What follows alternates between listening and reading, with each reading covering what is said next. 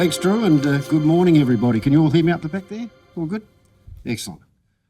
So often when we hear the word safety is mentioned, you can see people's eyes glaze over. Here we go again, another clipboard warrior, quoting lots of statistics and all sorts of things like that, and analysis. And I think that's a fairly normal sort of reaction, but I think these days our attitude is sort of changing a bit. And I hope we've now moved on from that concept of safety to where we now think of safety as part of our cultural definition and an essential component of the very fabric that enables us to do the things we love, aviation. The reality is that in an activity such as aviation, our approach to safety is ultimately what keeps us safe, keeps us alive.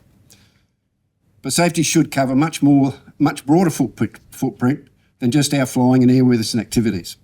It must also be considered in the context of our overall sustainability of our sport and the core backbone of our structure, which of course are our gliding clubs. Without our gliding clubs, gliding doesn't really exist. Our approach to safety must be an essential component in our whole of business considerations to support and create stronger clubs. I will not try to define safety because there are many people in this room that would leave me for dead and much more learned than I am in that area. But I did just in preparation for this sort of looked up what is the definition of safety. And something which you see quite often is that it says that safety is a state of being free from harm, danger or risk. Is that a reasonable definition of safety? Certainly we do not want to be harmed and no one really wants to be put into a dangerous situation. But can we really be free from risk? Or indeed, do we want to be free from risk? Thought-provoking things, I think. If we are to participate in aviation, then I believe that risk is unavoidable. In fact, I think that the excitement that accepting risk is, in part, what attracts people to our sport and aviation in general.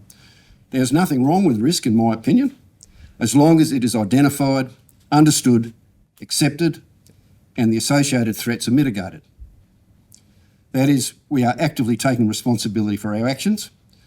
If we don't qualify risk and mitigate the threat, then that is reckless behaviour, which is not acceptable, as certainly it will result in danger and harm. Across individuals, tolerance to risk is variable. It depends on many factors: our knowledge, our skill level, our previous experiences, and our understanding of our personal limitations. What is acceptable risk to one may not be acceptable to another. We should be aware of that and be careful about applying a one-size-fits-all approach. The development of our safety system should never stop. It should be a continual circular process of observation, consideration, action, learning and implementation. It must be built into our cultural fabric, as is the need to embrace cultural change. If we are to create safer skies, we need to be brutally honest, we need to be prepared to do the things differently, and to be bold in our decision-making processes. The Board of Gliding Australia certainly embraces these ideals and strongly supports the need for continuing improvements in safety outcomes. That will ensure the future viability of our sport. So what are we expecting over the weekend? To be informed, to learn, to participate, to share our experiences, to come up with some fresh ideas, to enjoy camaraderie of others, and to have some fun. Hopefully we're going to have some fun this weekend. I'm sure that we'll all be all these things. I also hope you're prepared to be challenged, because I think that's part of what safety is. It's to be challenged. Talking of ideas, some of you might know the answer to this. Does anybody know what that is? And it's not a heavy-duty condom. Anyway, anyone got any ideas?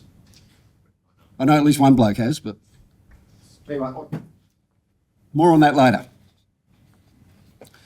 Over the course of this weekend, we've got some fantastic presentations delivered by the best in the business. I'd like to offer a very warm welcome to you all. I would especially like to thank our friends at CASA, who have made this event possible through their generous financial support. So thanks everybody at CASA, muchly appreciated. To everyone, thank you for your commitment in supporting the continuing development of safer skies and stronger clubs. So without further ado, on with the show. Thanks, Drew.